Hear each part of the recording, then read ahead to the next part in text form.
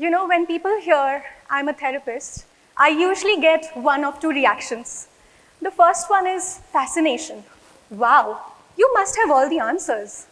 The second one is when they immediately straighten their posture, panic internally, and say, oh no, are you analyzing me right now? Well, the truth is, it's neither.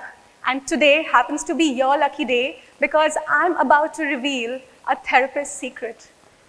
The biggest of magic tricks, the force behind all the healing and transformation. No, it's not mind reading. It's not hypnotizing people into telling us their deepest secrets either. It's something much simpler, but far more powerful. It's empathy. I bet that's not what you were expecting, right? But believe me, by the end of this talk, you will be convinced that how powerful empathy is. But before that, let's try and understand what empathy really is. Empathy is not sympathy, right? A lot of people confuse the two. Empathy is not, oh, poor you. It's not pity, right? Empathy is not, well, look at the brighter side. At least it's not worse, because that's dismissive and invalidating. Empathy is also not, you know what, that reminds me of something that I went through. Because in that moment, it's not about you. Empathy is feeling with someone, not over them, not around them, with them. And you know what? Empathy is, it's almost like stepping into someone else's reality and feeling their ache, their joy, their fear, without rushing in to change or fix it. It's that gentle art of holding space without needing them to be okay first. It's like two people's emotions aligning in such a way, just like musical notes harmonize. Simply put, empathy is resonance. It's resonance between two human beings. And I believe that empathy is not just a powerful tool in therapy, it is a force that has the power to transform the world. Empathy is a superpower. Well, I happened to learn it the hard way, or let's call it the quiet way. When I was training to be a therapist, I thought that to be able to truly help someone, I needed perfect words, clever insights, and fancy techniques. Then came a day that changed everything. During my internship, I was asked to do a session for a woman whose husband was diagnosed with stage 4 cancer, and he had almost no chance of survival. And I was also told that he was also the sole breadwinner of the family, which meant that this woman was not just about to lose her partner, but was also staring into a terrifying future ahead. I remember standing at the door, my heart pounding, and wondering to myself that what could I possibly say to this woman that will make her feel even slightly better? I went in, I sat down, and to be honest, I felt useless. I just listened. I didn't offer any solutions, any advice.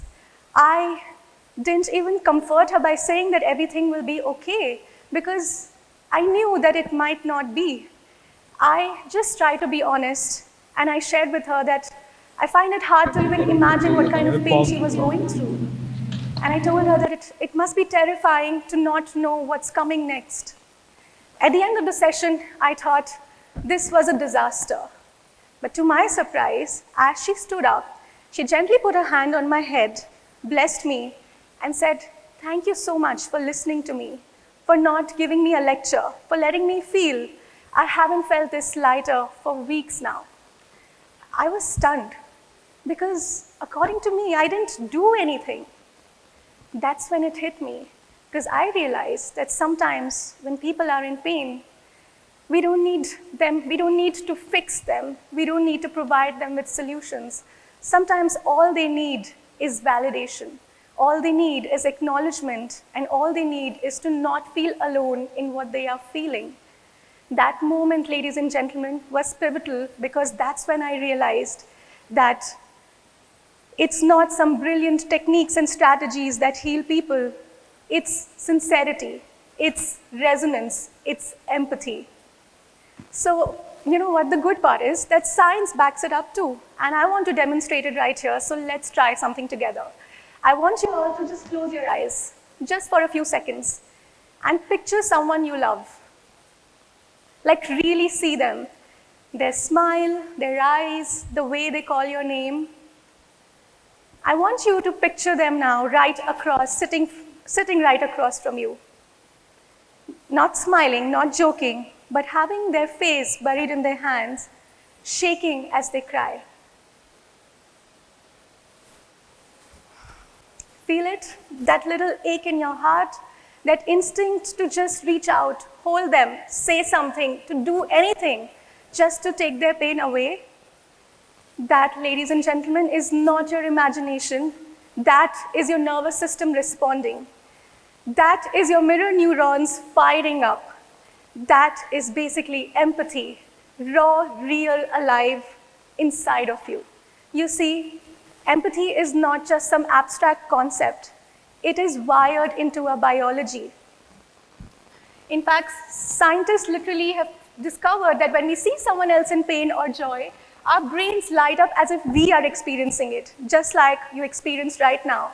Similarly, when we watch something emotional on television and our eyes start to well up, a lot of us feel embarrassed by that, don't we? Well, next time you feel teary, don't be embarrassed, because that's actually empathy. That's your mirror neurons firing up. And next time, instead of feeling embarrassed, feel proud instead, because it just means that you are an empath. There are studies that have showed that when a storyteller shares emotionally, the brain of the listener actually starts syncing with that of the speaker. Imagine, that's literal resonance, isn't it? And I see that happening right now as well at this moment. There are brain scans that showed that whenever people see other people in pain, their own pain centers light up as if they are experiencing it. How powerful is that? If that's not enough, studies have shown that people who practice empathy have lower cortisol levels, meaning less stress. Their relationships are deeper and far more resilient and far more fulfilling. They recover faster from trauma, they are more creative, better leaders, and more satisfied with life. Empathy is not just something which is emotional, it's physiological, it's neurological. There are studies which have showed that empathy has the power to change our neural pathways in a healthy way through the process called neuroplasticity.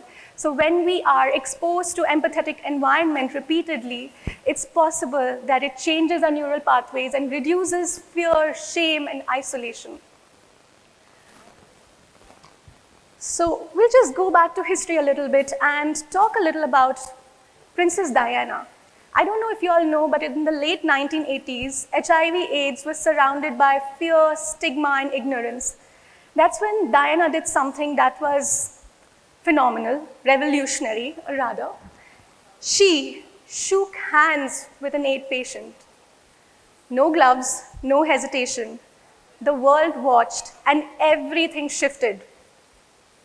That one act of empathy changed global perception.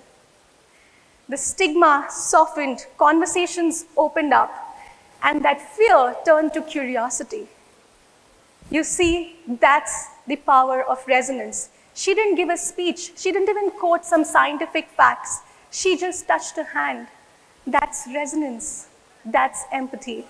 You see, empathy doesn't just heal individuals. It heals nations. And well, don't take my word for it.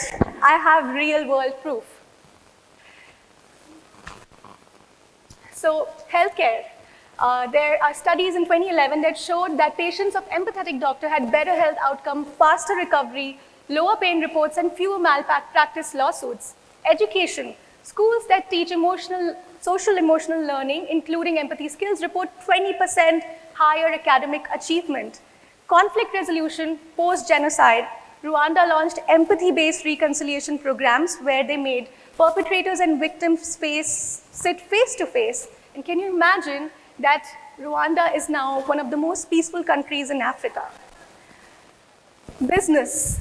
There is a forecast that found that companies with high empathy leaders perform 50% better in profits than those without.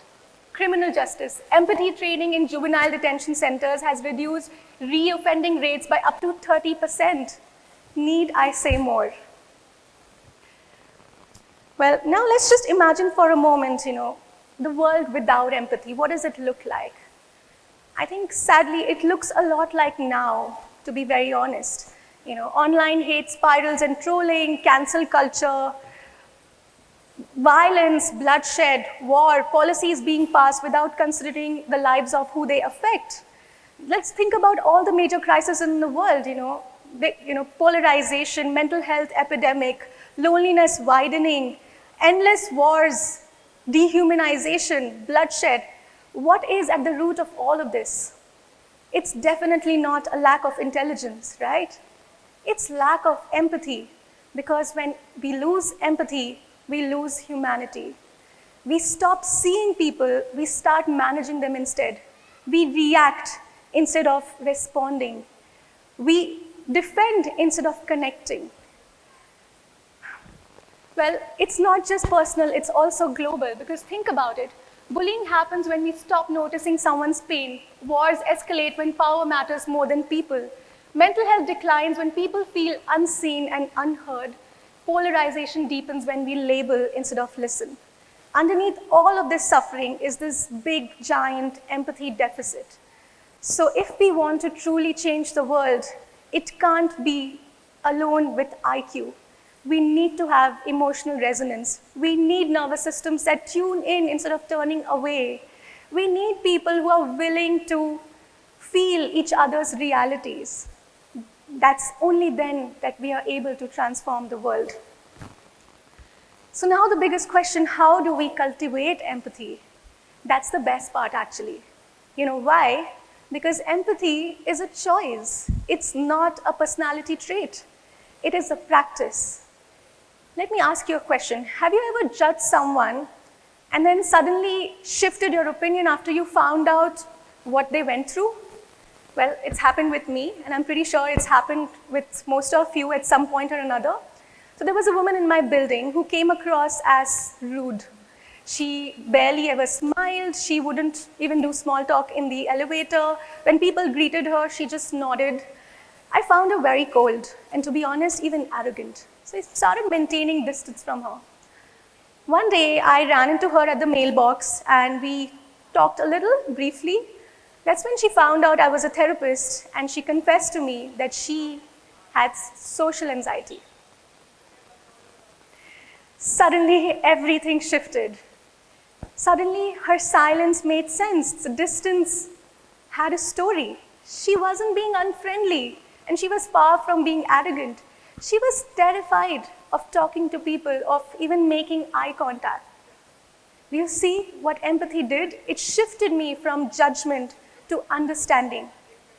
It makes us instead of questioning that what's wrong with them, to what they might be carrying. It's a small little shift, but it changes the way we see people. And the good news is that you don't need a degree in psychology to be empathetic.